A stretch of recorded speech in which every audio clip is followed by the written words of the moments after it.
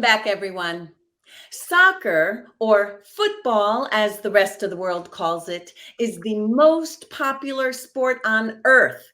With more than 4 billion fans worldwide, the sport has captured the hearts, or at least the attention, of people all around the globe.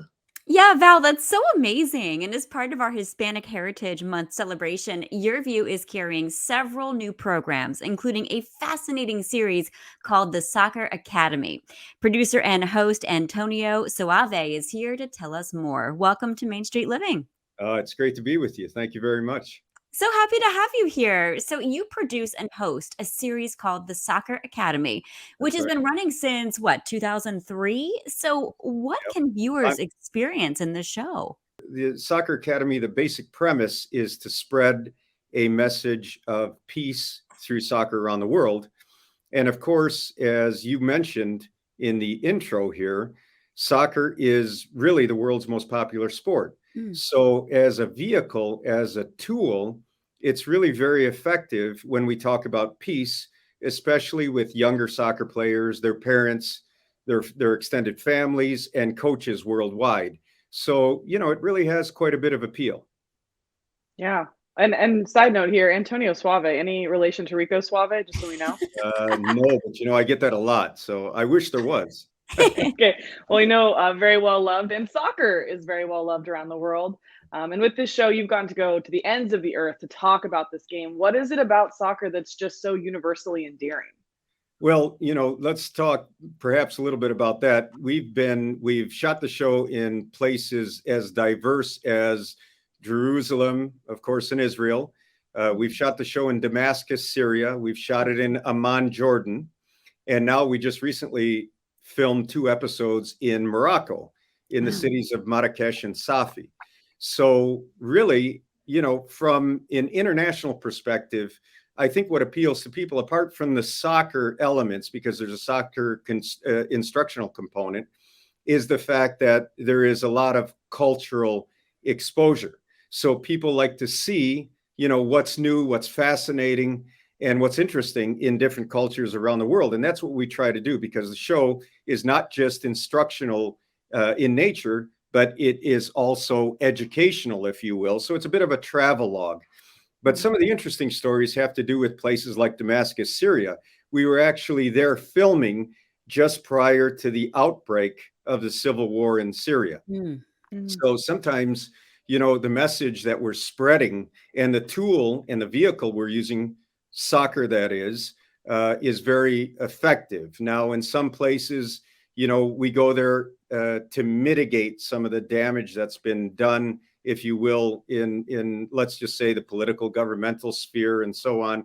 But of course, we transcend all of that. We don't address politics. But, the other thing we do is actually embrace religion and culture.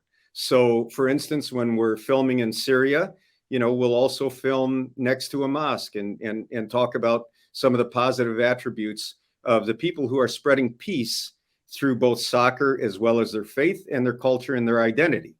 There's so much we can all learn from different cultures. And I love that you're doing that. And we are celebrating Hispanic Heritage Month here on Main Street Living. And I know last year you shot several episodes in Mexico. So, Yes. what was that like? And how Yeah. much does soccer play into Hispanic culture? Well, I mean, it's very prevalent and very prominent, of course.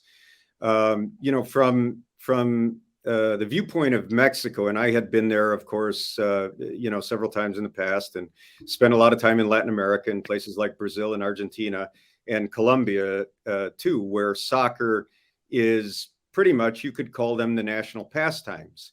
So when you're doing it in a place like Mexico, of course, there's just an inherent love for the sport.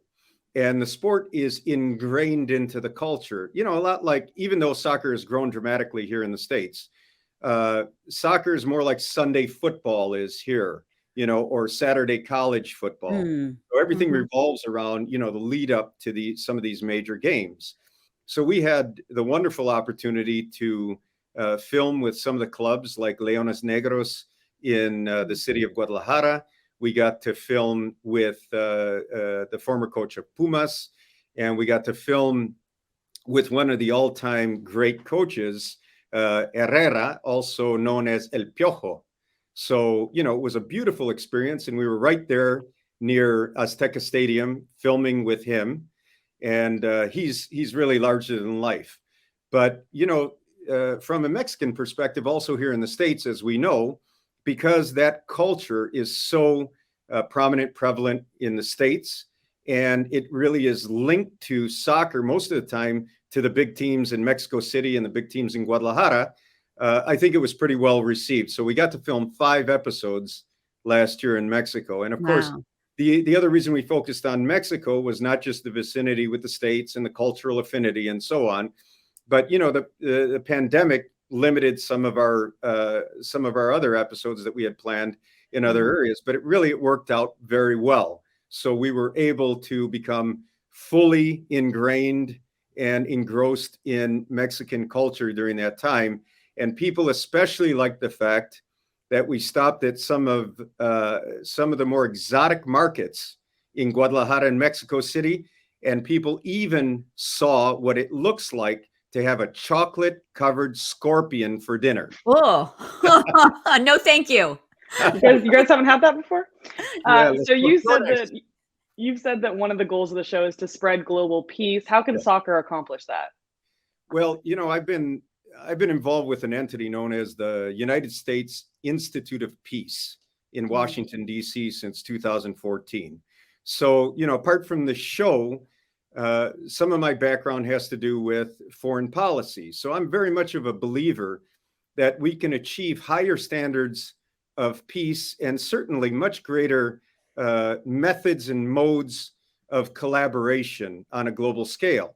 It's just we got to figure out how to do it and speak a language that is common.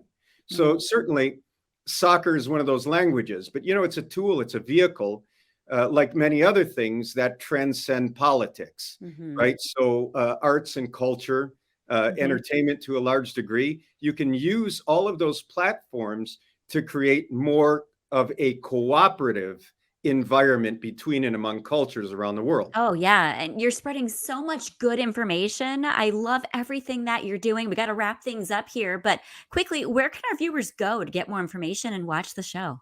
You can go on socceracademy.tv. There's also a Soccer Academy channel on YouTube. So it's the Soccer Academy television channel.